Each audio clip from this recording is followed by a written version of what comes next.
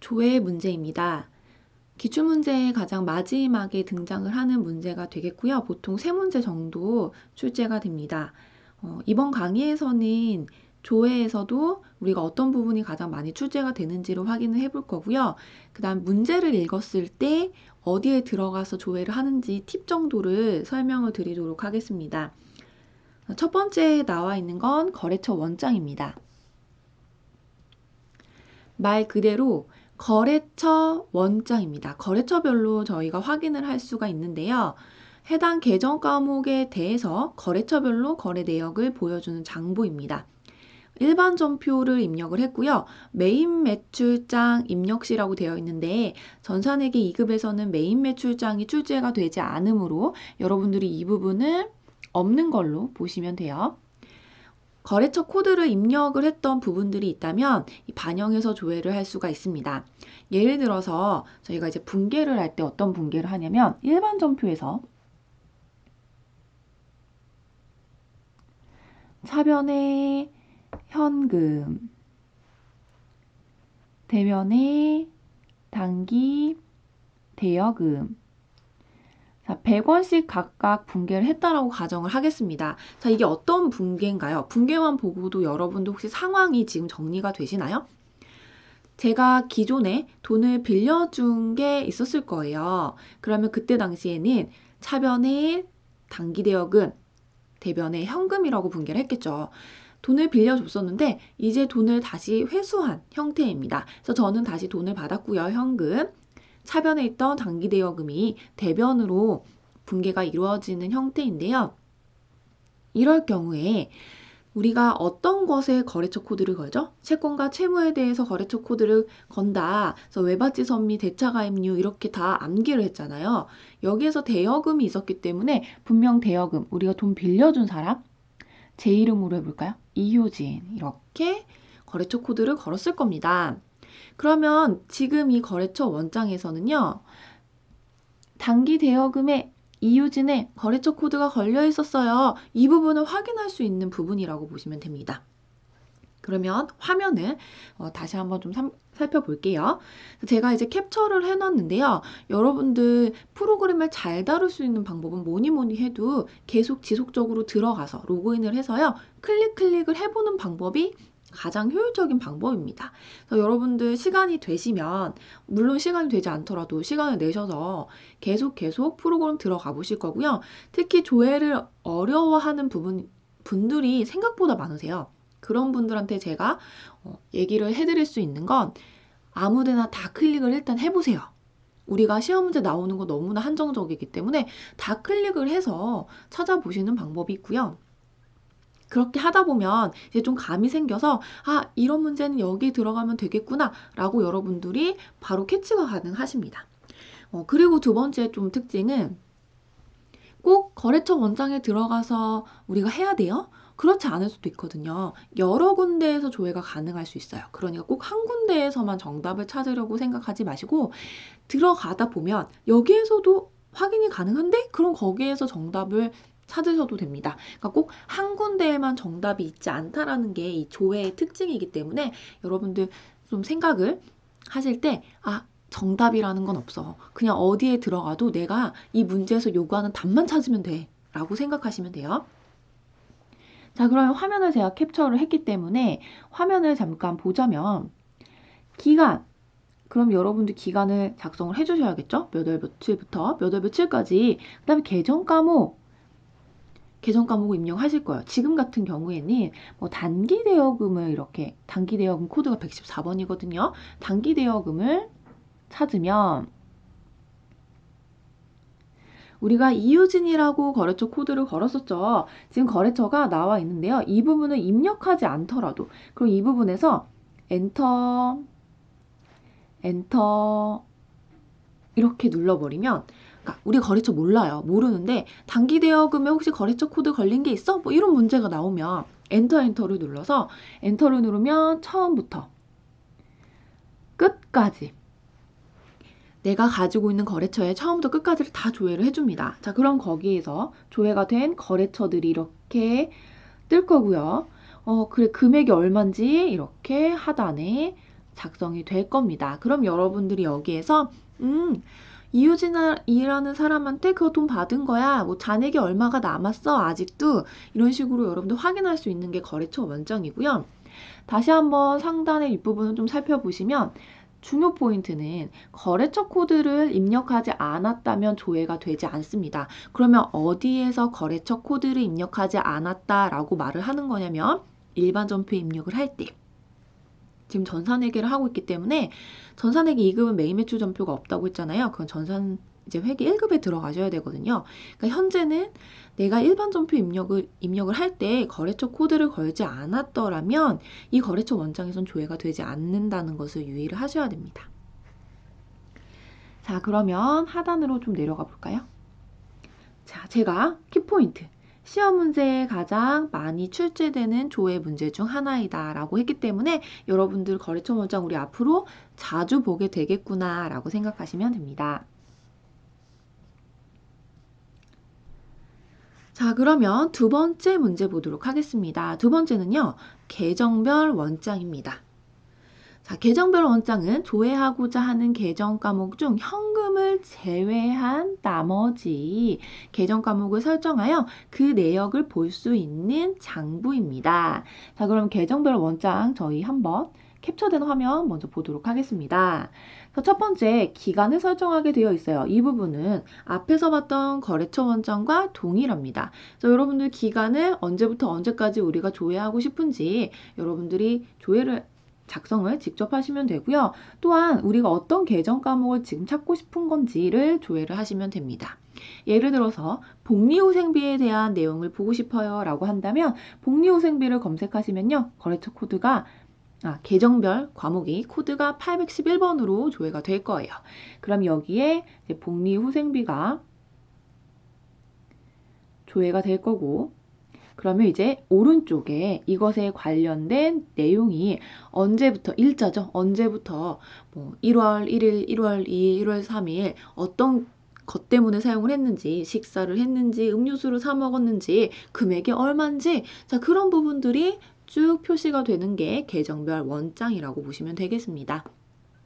특징은 내가 원하는 기간을 설정하면서 그 기간 안에서 일자별로 한 번에 볼 수 있다라는 그런 특징을 가지고 있고요. 하단에 보시면 시험 문제 가장 많이 출제되는 조회 문제 중에 하나입니다. 그러니까 여러분들이 이 계정별 원장도 앞으로 자주 보겠구나라고 생각하시면 돼요. 자, 그리고 제가 지금까지는 두 가지를 설명을 드렸는데 거래처 원장, 계정별 원장 저 지금 뭔 소리인지 아무것도 모르겠어요. 괜찮습니다. 아직 프로그램을 실제로 본 게 아니잖아요. 이렇게 캡처된 화면을 보면서 계속 이야기하는 것과 실제로 프로그램에 들어가서 조회를 해보는 거는 많은 차이가 있기 때문에 여러분들 지금 모르셔도 됩니다. 괜찮습니다. 근데 제가 캡처된 화면을 보고 지금 설명을 드리는 이유는 저희가 또 일일이 다 해볼 수가 없고 이건 뭐 시간 문제도 있고 뭐 DB 문제도 있기 때문에 해볼 수 없고 일단 캡처된 화면을 통해서 설명을 해드려야만 그런 것도 어디선가 조회가 된다고 했었는데 라는 기억을 떠올리면서 저희가 다른 데를 계속 클릭해서 찾아볼 수 있기 때문입니다. 자, 그러면 넘어가도록 하겠습니다.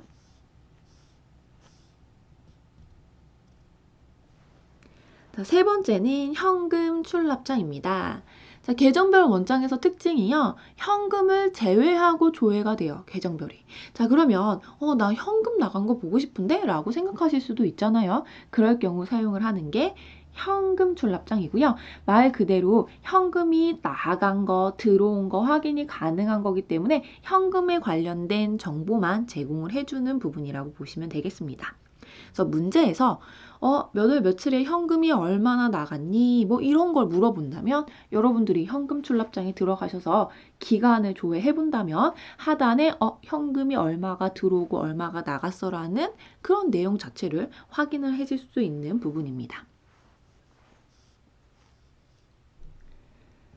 자, 그 다음은요, 일개표라고 되어 있고, 그 옆에 뭐라고 되어 있냐면, 월개표라고 되어 있는데요, 같이 구분이 되어 있습니다. 같이 구분이 되어 있다라는 건, 저희가 프로그램에 딱 들어가 보면 탭이 두 가지로 구분이 되면서, 일개표, 월개표, 이렇게 구분이 되는데요.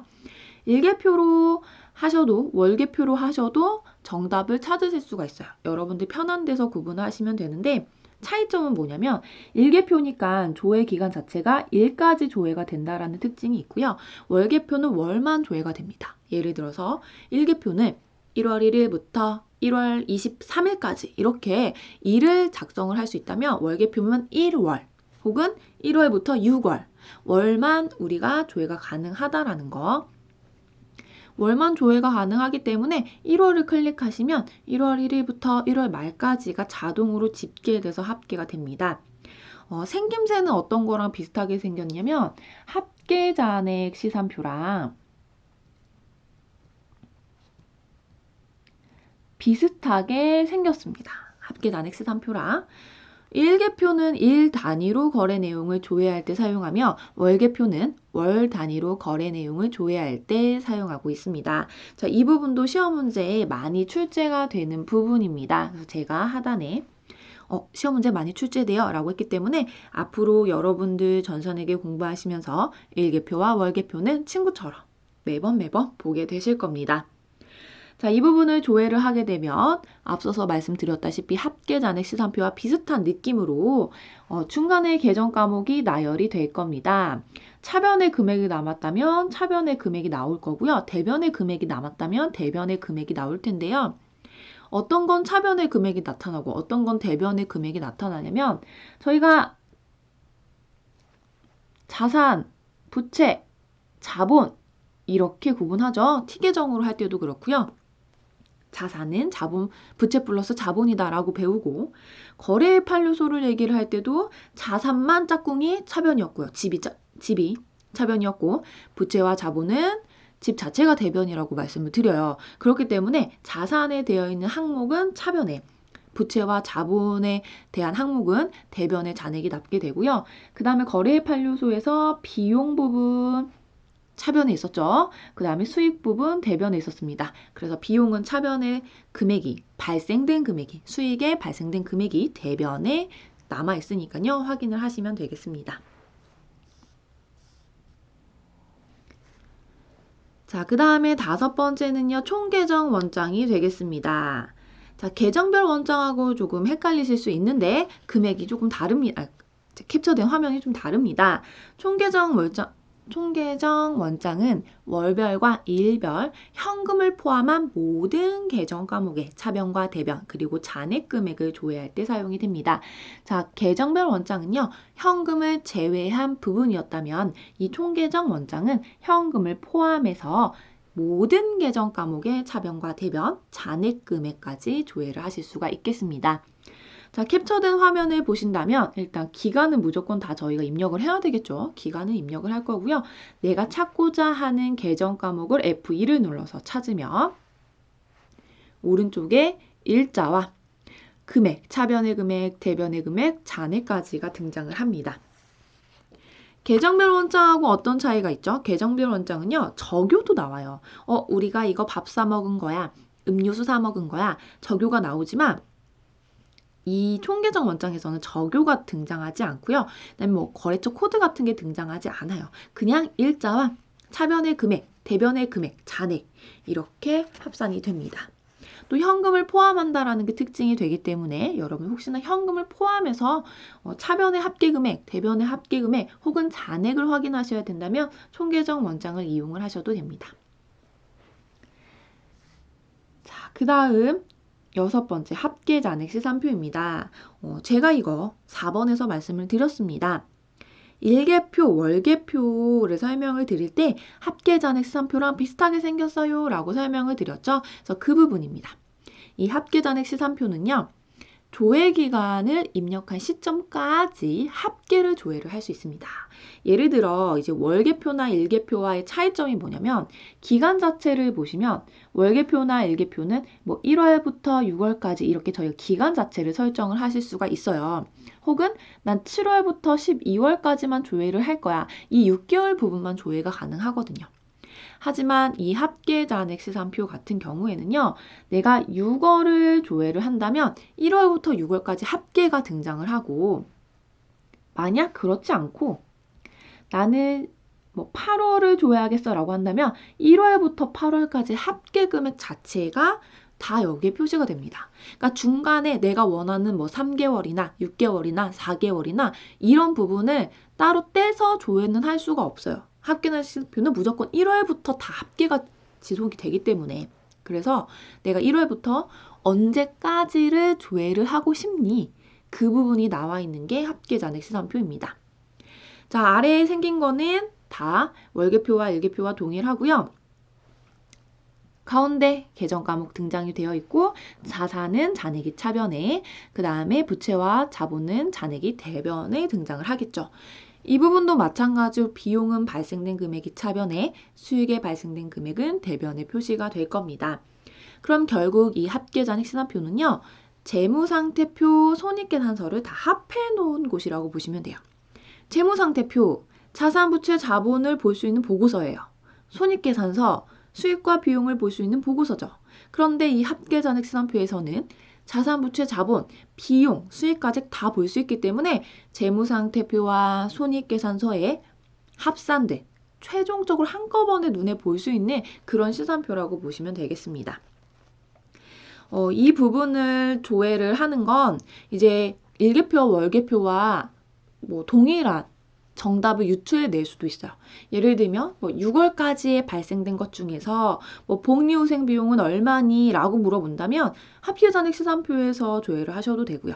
아니면 일계표나 월계표에서 조회를 하셔도 됩니다. 그러니까 제가 처음에 말씀을 드렸던 조회는 어디에 들어가셔도 정답을 찾으실 수가 있어요. 꼭 합계잔액 시산표를 들어가야 되는구나. 꼭 일계표나 월계표에 들어가야 되는 거구나. 그렇게 생각을 안 하셔도 됩니다. 물론 거기에 들어가는 꼭 거기에만 들어가서 조회를 해야 되는 부분도 물론 있을 거예요. 하지만 여러분들한테 시험 문제 출제가 될 때는요. 보통 이제 여러 군데에서 문제를 찾을 수 있게, 답을 찾을 수 있게도 문제가 출제가 되니까 여러분들이 암기하실 필요는 절대 없습니다. 자, 그리고 누누이 말씀드리지만 가장 중요한 건 프로그램을 많이 사용을 해보는 게 가장 중요하잖아요. 그러니까 여러분들이 연습을 통해서 어디에 들어가면 이런 걸 확인할 수 있구나, 이런 것들 확인하시면 더 공부에 도움이 됩니다. 자, 그러면 조회하시는 걸 생각보다 어려워하시기 때문에 준비한 건데요. 조회 입력 팁 한번 살펴보도록 하겠습니다. 자, 첫 번째입니다. 계정별 원장은 언제 조회를 하게 되느냐? 월, 계정 과목, 발생액, 합계 혹은 건수 등을 물어볼 때 계정별 원장을 조회를 하시게 됩니다. 자, 그럼 예를 들어서 이런 질문을 하게 돼요. 문제에서 1월부터 3월까지 소모품비 발생액 얼마니? 기간 무조건 주어져야죠. 기간을 딱 주어지고 그 다음에 소모품비라는 계정 과목까지 줬어요. 기간과 계정 과목. 그래서 금액 물어보는 거야. 발생액이 얼마야? 금액이 얼마야? 사용액이 얼마야? 이런 걸 물어봤기 때문에 여러분들 계정별 원장에 들어가셔서 1월부터 3월까지를 조회를 해서 소모품비 검색을 하시면 거기에 이제 합계 금액이 나오니까요. 여러분 합계 금액 보시면 되겠습니다. 자, 그 다음에 뭐 예를 들어서 1월에서 3월까지 중 광고 선전비가 몇 건이나 발생했니? 건수가 나와요. 내가 몇 건 했어. 지출을 했어. 그러면 건수를 합계를 내셔가지고 여러분들이 정답을 체크를 하실 수 있겠죠. 자, 두 번째, 거래처 원장입니다. 거래처 원장은 월, 계정 과목, 거래처 잔액을 물어볼 때 사용을 보통 하시게 되고요. 예를 들어서 7월부터 9월까지 월 알려줬죠. 거래처 A의 거래처 알려줬죠.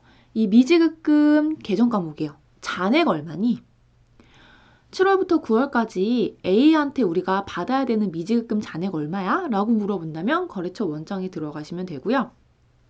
혹은 거래처 원자 특징이 거래처를 몰라도 우리가 입력할 때 일반 점표에서 거래처 코드를 걸기만 했더라도 조회가 가능하다라고 했기 때문에 7월에서 9월까지 외상 매출금 중에서 계정 과목이 나왔죠. 가장 잔액이 많은 거래처 어디니?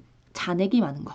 그러면 거래처를 여러분들 걸지 마시고 엔터 누르면 처음부터 끝까지 다 조회가 된다고 했어요. 그럼 거기에서 가장 많은 잔액이 있는 거래처를 찾아주시면 되겠습니다. 자, 세 번째 총계정 원장입니다. 월, 계정 과목, 월별 발생액을 물어본다면 1월부터 3월까지 소모품비 발생액은 얼마니? 월 소모품비라는 계정 과목 발생액 얼마니? 자, 그럼 여기까지만 딱 봤을 때 여러분들이 어떤 생각이 드세요? 저 이거 어디서 많이 봤어요? 어디서 봤어요? 첫 번째, 1월부터 3월까지 소모품비 발생액 얼마니? 저 이거 봤어요. 맞아요. 그래서 제가 여러분들한테 말씀을 드리는 거예요. 꼭 총계정 원장에서 조회를 하셔야 되는 건 아니에요. 계정별 원장이 편하시면 계정별 원장에서 조회하시면 돼요. 괜찮아요. 그렇기 때문에 정답이 없다라는 거죠. 자, 두 번째, 4월에서 6월까지 상품 매입이 가장 많은 달이 몇 월이니? 금액은 얼마니? 이런 거 물어본다면 총계정 원장 사용하시면 됩니다.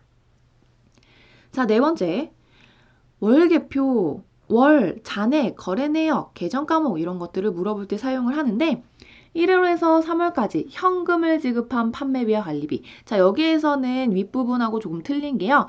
현금으로 지급했다. 그러면 현금 라인이 있어요. 그 라인 쪽에서 찾아보실 수 있고요. 혹시는 대체로 지급한 거, 그럼 대체 라인이 있거든요. 그러니까 현금과 대체 라인이 좀 구분이 되어 있기 때문에 현금을 지급한 판매비와 관리비 혹은 총 지급한 판매비와 관리비 문제를 잘 읽어주셔야 됩니다. 자, 4월에서 6월까지 판매비와 관리비 중 지출 금액이 가장 큰 계정 과목이라고 한다면 이 계정 과목 자체가요. 이 판매비와 관리비 하단에 이렇게 여러 가지가 있을 거예요. 그럼 거기에서 눈에 띄게 딱 찾을 수 있도록 월계표나 아니면은 뭐 일계표 아니면 혹은 뭐 월에 따라서 다르겠지만 1월부터 시작을 한다면 합계잔액 시산표에서도 조회가 가능한 항목입니다. 자, 그 다음에 5번 현금 출납장입니다. 월, 현금, 거래 내역, 입금 또는 출금을 물어볼 때 현금 출납장이기 때문에 현금과 관련된 거래만 조회가 가능하다라고 말씀드렸어요. 그래서 현금이 얼마나 나갔니? 현금이 얼마나 들어왔니? 그래서 문제 자체가 현금 지출액 얼마니? 현금 들어온 거, 유입액 얼마니? 이럴 때 현금 출납장.